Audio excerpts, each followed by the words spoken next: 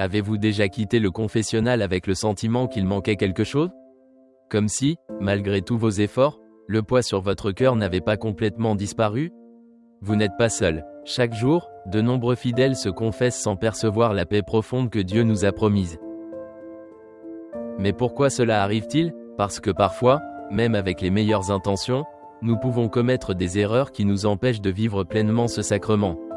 Aujourd'hui, nous parlerons de 5 erreurs courantes qui risquent de nous éloigner de la véritable miséricorde de Dieu et de la manière dont nous pouvons les surmonter pour retrouver la joie de la confession authentique.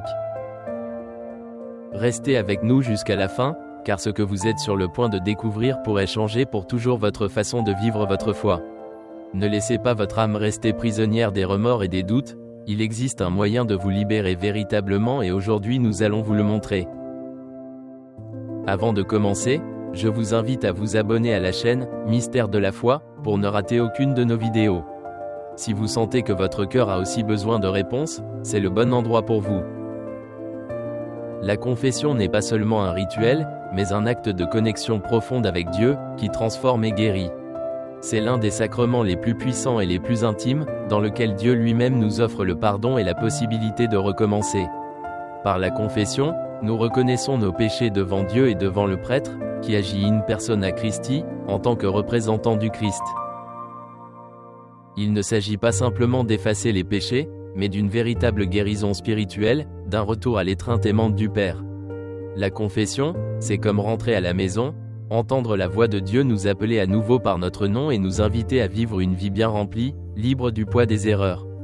C'est une pratique qui nous permet de grandir spirituellement, de renforcer notre relation avec Dieu et les autres, et de faire l'expérience de la miséricorde divine de manière tangible et réelle. Malgré cela, de nombreuses personnes hésitent à avouer. Il y a ceux qui craignent le jugement, ceux qui se sentent écrasés par la honte ou ceux qui sont convaincus qu'ils ne méritent pas assez le pardon. Mais ces sentiments, bien que compréhensibles, sont des obstacles qui nous éloignent de la grâce et de la paix intérieure. Imaginez un instant vous libérer de ces fardeaux, lâcher prise de tout ce qui vous retient et vous fait souffrir.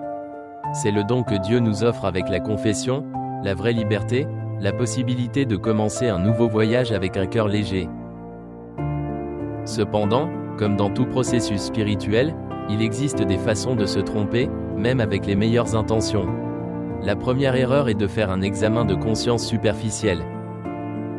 Souvent, nous abordons la confession à partir de nous-mêmes, de nos sentiments ou de nos expériences, en oubliant de nous mettre devant le Christ. Cette erreur naît d'un manque de comparaison avec l'Écriture sainte et du peu d'attention portée à la figure de Jésus.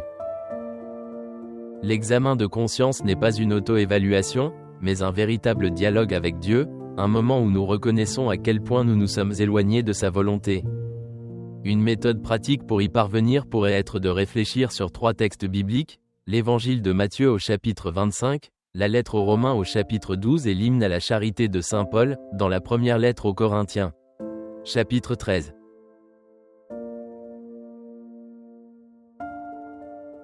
La deuxième erreur consiste simplement à raconter notre vie. Il est facile de tomber dans la tentation de faire de la confession un monologue sur nos émotions ou les circonstances de notre vie, plutôt que de se concentrer sur les véritables péchés. Parler de vos frustrations ou de vos plaintes ne mène pas à une authentique conversion. La confession doit aller au-delà des mots, au-delà de la surface, pour creuser les profondeurs du cœur et identifier les comportements qui nous ont séparés de l'amour de Dieu. La troisième erreur est de ne pas appeler les péchés par leur nom. À quelle fréquence sommes-nous vagues, utilisant des termes génériques ou pas tout à fait clairs? Ne pas reconnaître correctement nos péchés signifie ne pas vraiment y remédier.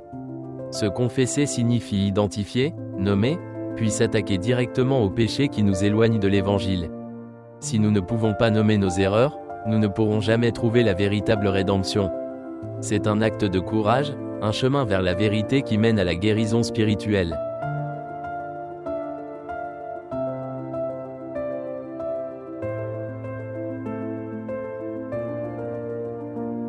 Avant de passer à la 4e erreur, si vous trouvez ces idées utiles, laissez un commentaire ci-dessous avec vos réflexions. Dites-nous quelle erreur vous a le plus affecté ou partagez votre expérience personnelle. Et si vous aimez cette vidéo, laissez un like pour soutenir notre chaîne. Une autre erreur courante consiste à douter du pardon de Dieu, malgré un repentir sincère. Ne pas croire en la miséricorde de Dieu signifie être piégé dans un cycle de culpabilité et de honte, sans jamais parvenir à une véritable libération. Jésus nous a enseigné qu'aucun péché n'est trop grand pour sa miséricorde si nous nous repentons de tout notre cœur. Comme Pierre qui, après avoir renié le Christ, a trouvé la force de déclarer « Seigneur, tu sais tout, tu sais que je t'aime. »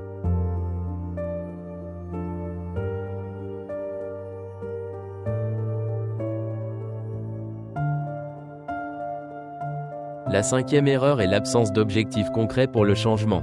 Dire « je serai une meilleure personne » ou « je serai plus patient » ne suffit pas. Vous devez vous fixer un objectif précis, réaliste et vérifiable. Si, par exemple, vous avez tendance à dire du mal des autres, alors il est important de reconnaître ouvertement ce comportement et de planifier des actions concrètes pour l'éviter, comme réfléchir avant de parler ou éviter les contextes où il est facile de tomber dans cette tentation. Il est nécessaire de mettre tout nous-mêmes, notre volonté et notre prière, au service du changement.